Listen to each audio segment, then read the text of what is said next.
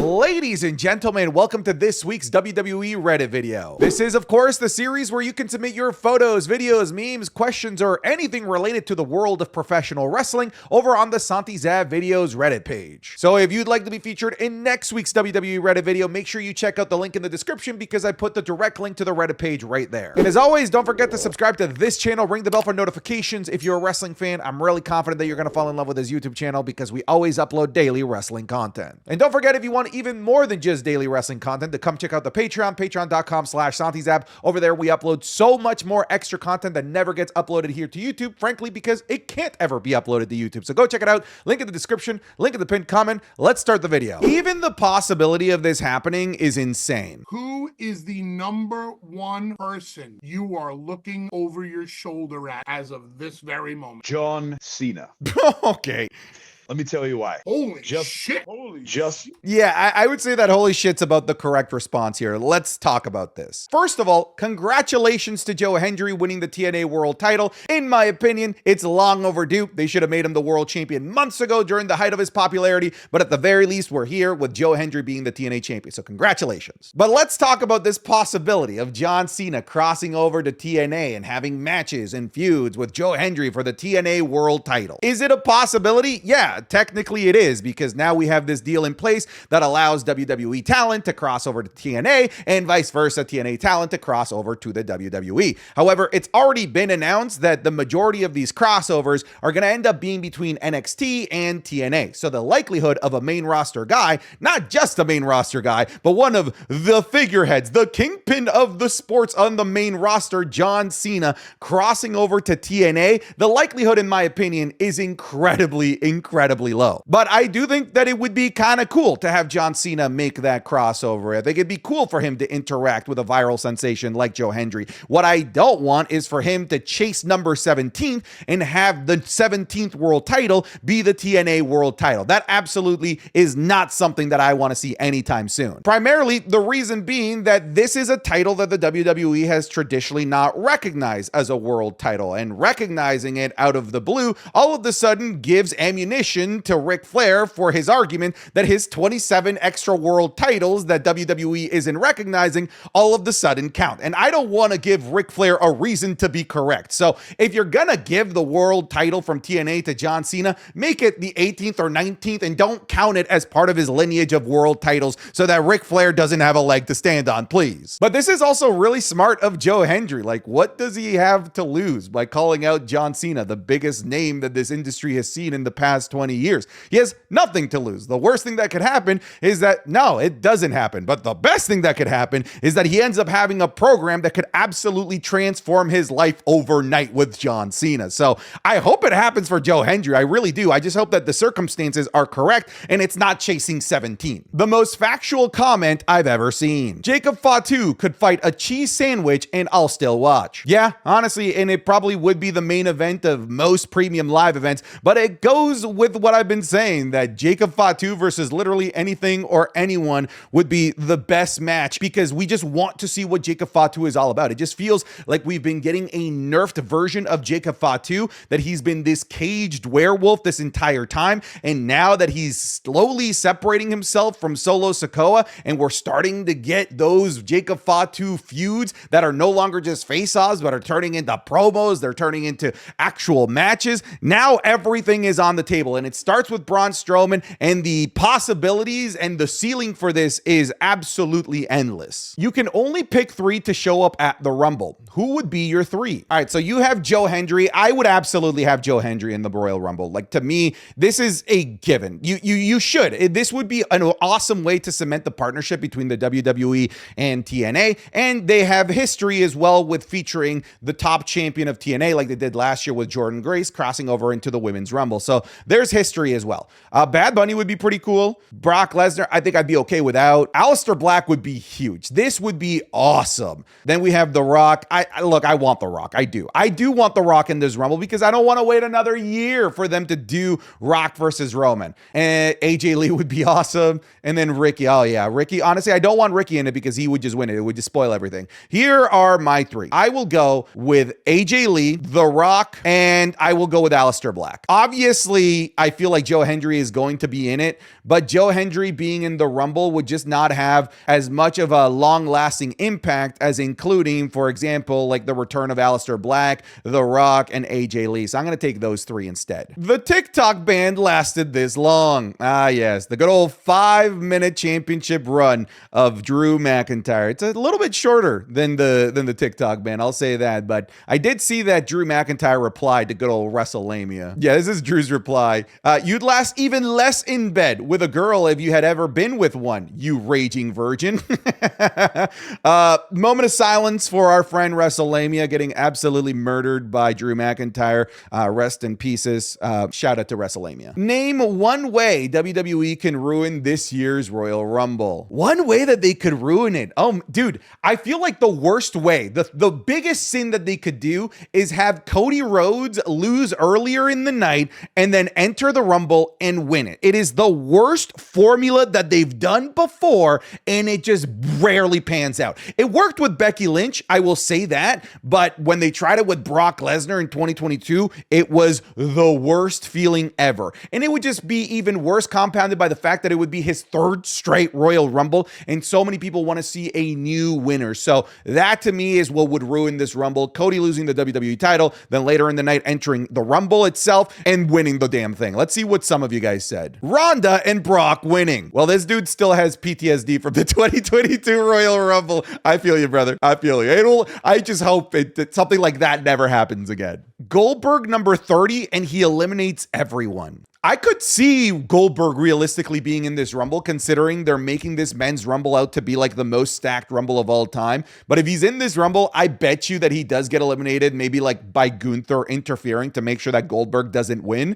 Kind of like what happened with Brock Lesnar and Goldberg in the 2003 Royal Rumble, I think it was, or 2004. But nah, Goldberg ain't winning. But if that were to happen, that would, oh God, no. Put it in Saudi Arabia. Well, he's not going to like next year's. Roman wins the Rumble and faces Cody for the title at Mania. Oh man, I don't know that this would ruin it, but I would be questioning things. I don't mind the idea of this being such a generational feud that it requires a trilogy of matches at WrestleMania. Like when you think about it like that way, it's pretty hype. I mean, The Rock and Stone Cold did it, but at the very least, there were Manias in between. They did 15, 17, and 19. These guys, we're talking about them doing 39, 40, 41. That's a little bit too much in a short amount of time. I get why that would piss people off for sure. TikTok announcing its retirement.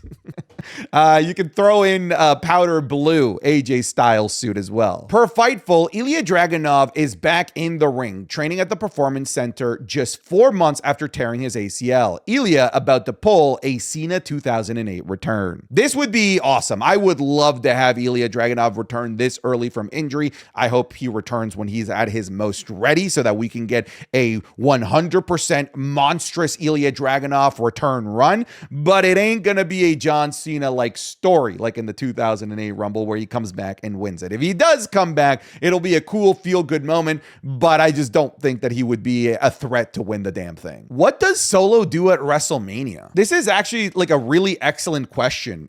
To be fair, the WrestleMania card is really hazy at the moment. It's tough to really predict where things can go. Like even down to like the biggest names, the Cody Rhodes, Romans, the CM Punks of the world. It's really difficult to figure out where they're going to take any of these names. And Solo Sikoa might be the most unpredictable one. Is it a match against the Wyatt Six? Maybe because of him betraying family? Maybe I could see it making sense, but the Wyatt Six stock is like the worst that it's ever been. And it'd be tough to buy into that if I'm being honest with you when you look at where the Wyatt Six is today. Is it a match against Jacob Fatu? Perhaps. It's really, really up in the air. I want to see what you guys said. Yeah, I'd fight Jacob Fatu and lose. I feel like that's probably the easiest one to do, just Solo versus Jacob. The Andre the Giant Memorial Battle Royal. Oh, brother, come on. You can't do the former tribal chief like that. The Usos and Solo versus the Tongans and Jacob. That's interesting. So all brothers uniting together? But the Tongans, I don't know if that's going to be possible because we have Tonga Loa out with injury with a torn bicep, and that one takes a while to come back from. Maybe it's Tama Tonga, Hikaleo, and Jacob? I could maybe see that. Enjoy catering. Gee, okay, come on. We can't leave Solo off the Mania card, guys. If you had a kid, would you tell him that wrestling is real or fake? If I had a kid, I would 1000% tell them that it is fake. This isn't Santa Claus. This isn't the tooth fairy. It is a objectively bad thing to have them believe that it's real, because then they could try it and they might accidentally hurt themselves or hurt somebody else. We don't want them doing any of that. They need to know that what they're watching is done by incredibly safe professionals, and it's not something that they should be doing. They should know that people aren't hitting themselves in the head with chairs on purpose. They should know that people aren't taking each other's gerbs. They should know 100%. Now, I don't mind them believing maybe the magic at first, but I would want them to know immediately, as soon as possible, that what they're watching is a work of fiction done by professionals. On top of that, everyone that I've met in my lifetime that firmly believes that wrestling is like fully 100% real, they're kind of weird. They've just always been kind of weird people, and I don't want my kid to be one of those weird people. Ooh. Oh, he eliminated himself. Oh, no, he's out. BD, we love you. Good luck, BD. Oh, the Penta driver. Oh, God, on the Legos. Oh, Tiffy time. Oh, they did not catch her. Oh, look at the. Oh, damn. Oh, push tush. Is that? That was a sneak peek of this week's Wrestling is Cool Match Club, which is available exclusively on patreon.com/SantiZap. This week, we're looking at the legendary Hardy Boys versus the Dudley Boys in a ladder match at the Royal Rumble 2000. The wrestling YouTuber BDE taking on AJ Francis. A Mexican death match between Pentagon and Sami Callihan. The 6-way ladder match at NXT Stand and Deliver for the NXT Women's Championship. And the 3-way tag match from Survivor Series 2002 between Los Guerreros, Kurt Angle and Chris Benoit, and Edge and Rey Mysterio. Oh, and the Elimination Chamber match from New Year's Revolution 2006, the one where that thing happens at the very end. You're gonna get this and more, like the Raw reviews, the SmackDown reviews, the Wrestling is Cool podcast 3 days early, the currently ongoing Royal Rumble watch-alongs, the currently ongoing Undertaker WrestleMania match watch-along, and more. These are all pieces of content that are uploaded exclusively to Patreon and never see the light of day on YouTube because we just simply can't upload them here. I encourage you to even just try it out for 1 month, because if you do, I'm confident that you're going to fall in love with it because of just how much content we pump out over there. Again, that's patreon.com/SantiZap, link in the description, link in the pinned comment. If you're already a patron, thank you for your support. Let's get you back to the video. Which one will you be more excited for? Okay, so Backlash Japan or Backlash Mexico? By the way, can I just say that fan-made poster of Backlash Japan, that thing is absolutely gorgeous. I would be excited for both, but me personally, I would be more excited for Backlash Mexico. Look, it's a little bit biased. I'm Latin American. I would love for the WWE to really start to dive into the Latin American market. So that's number one. Number two, it's also selfish in the fact that it would actually be at a reasonable time. If it was Backlash Japan, fellas, I'd be having to wake up at like 4 a.m. in the morning to be able to watch it like we had to do for Elimination Chamber Australia. So I'm also being selfish. I would rather have Backlash Mexico. He finally did it.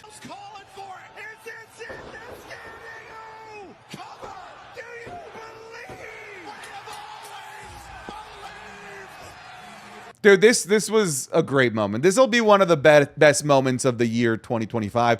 Again, huge congratulations to Joe Hendry. I hope that you get to make your dream come true of having a match with John Cena. I hope that we see Joe Hendry crossing over to the WWE sooner rather than later, whether it's NXT or the Royal Rumble, with that TNA World Championship. That would be hype. I'm going to echo this again. I said it earlier. They should have done this way earlier. The man's popularity is like a quarter of what it once was, maybe even less. He's still quite popular, but you need to realize that this man was literally everywhere. Every swipe up on TikTok or Instagram Reels or Joe Hendry was or YouTube Shorts was a Joe Hendry video, and that's starting to dissipate, and I feel like they just didn't capitalize enough on his popularity. Hardy's at the Rumble? Look, the possibilities are a lot. There's so many cool things that can happen in this WWE and TNA partnership. Obviously, obviously cool crossovers like former WWE stars coming back into maybe main roster TV, like Nick Namath, formerly Dolph Ziggler, the Hardys, as you're mentioning here.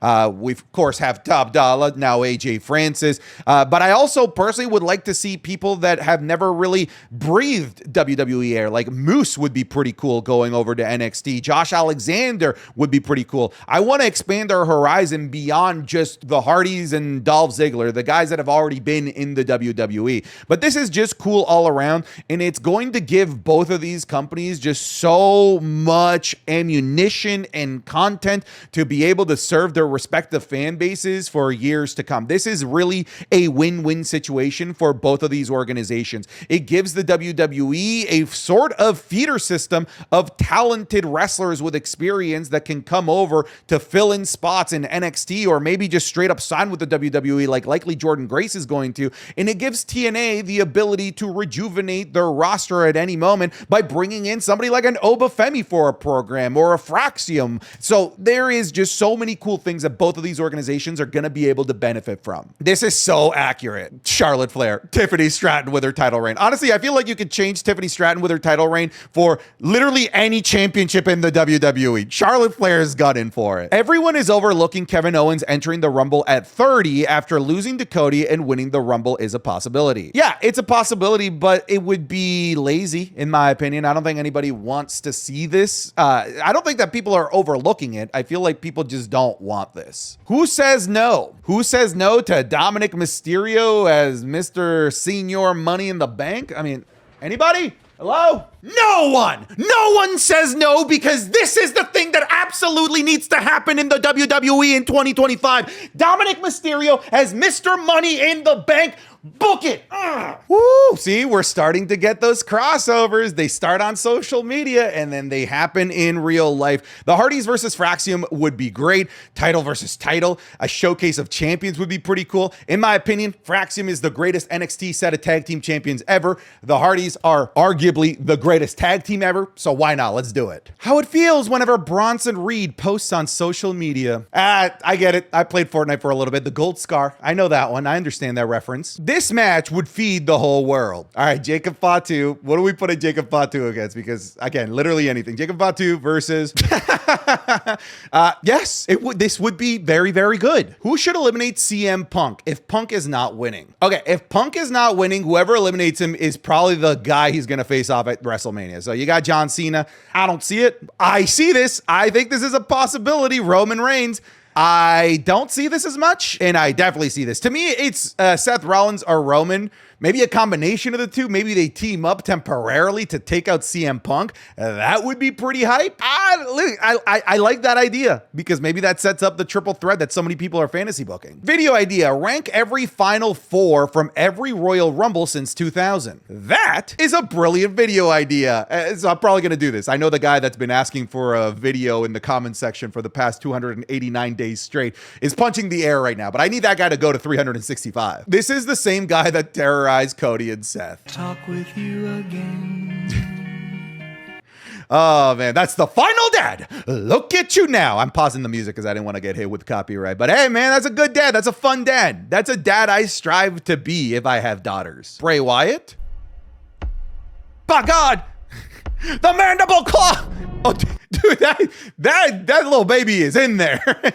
Hogan about to show up at the Rumble. CM Punk offers to kill Hulkamania once and for all at the Royal Rumble. Bro, I love that. Say that he would throw his crusty old ass over the top rope and kill Hulkamania once and for all. CM Punk is a man of the people. He knows how to read a room and knows that everyone hates this man. So why not get a cheap pop by killing Hulkamania on the mic? I loved that. I thought this was great. This whole promo, by the way, was fantastic. I really want this to happen. Dominic Mysterio versus Penta? Sure, Backlash Mexico. That's where you do it. 100%. Because I think like Penta versus Rey is a Mania match, and then facing off against his son at Backlash would be a great follow-up for Penta. I will pop so so hard if he's at the Rumble. Bro, if Nick Namath, Dolph Ziggler is at the Rumble, that would be awesome. I would love for both him and Joe Hendry to be at the Rumble. I think it'd be cool if they have a little face-off within the Rumble as well, kind of making their feud in TNA canon on WWE main roster television. That would be pretty cool as well. WWE needs to sign Barney and Friends ASAP. I had to mute this because it had music. Bro, he broke his neck. By God, Lala and Popo are dead. As God is my witness, that man is broken in half. Okay, all right. This interaction is hilarious. Saw you lost the U.S. title. I lost it too at one point. I know, isn't that weird? I can relate. Look, Logan Paul, for many of his faults, this guy's an entertainer. He truly, genuinely is. Bro casually did a corkscrew moonsault in his house for a TikTok. Wait, what? Absolutely. Hitting my third super finisher on Wrestling Dummy.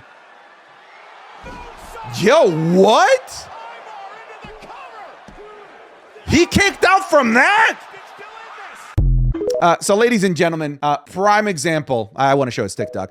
Prime example as to why I want my kids to know that wrestling is fake. I don't want them doing corkscrew moonsaults, all right, for TikTok. Saw this on another group. Thoughts? All right, so this is a Mania fantasy booking. Rock Roman down, Cena Gunther down, Cody Randy down, Penta Ray, I'm down, CM Punk versus Seth Rollins at a stipulation, and I'm down. That's a solid triple threat right there. I don't feel like it needs Becky, but sure. Yeah, of course. You got to have Tiffy and Charlotte, and then Sami Zayn and Kevin Owens. If these matches are on the Mania card, that is actually a banger Mania card. Get ready for this in 2025. The ruler of NXT becoming the ruler of TNA. I'm down for that as well. That would be pretty bold for one of NXT or TNA to allow the opposing talent to hold both belts. That would be pretty sick. I do hope that they do an invasion angle of some capacity.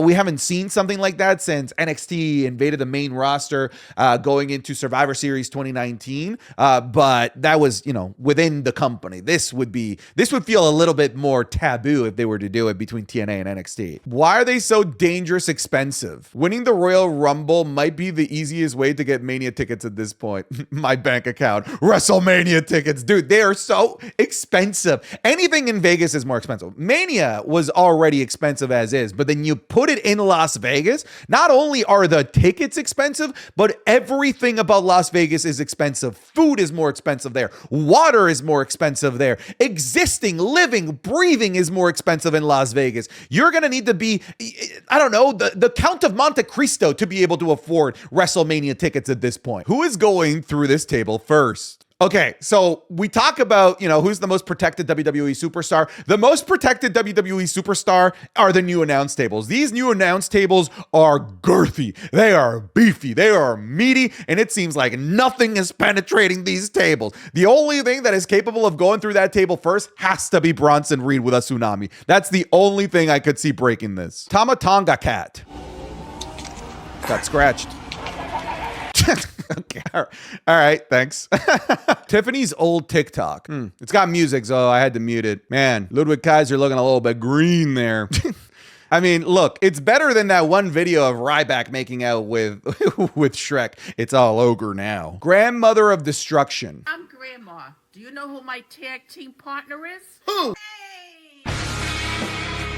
That's gotta be Kane. Okay. And I'm right in his face. Oh my God! Good Lord! At this exact moment, she discovered her new finisher move. Just letting brother know that Oh! in a body bag and a savage smile to top things off with zero cares left to give. Probably ate the last Lunchable, so it's Damn! What a bro kick! Oh, banger after banger after banger. That was brilliant form. All right, folks, we'll end it there. Thank you so much for watching this week's Reddit video. I'll see you guys in the next one. Take care. Goodbye and get out of here.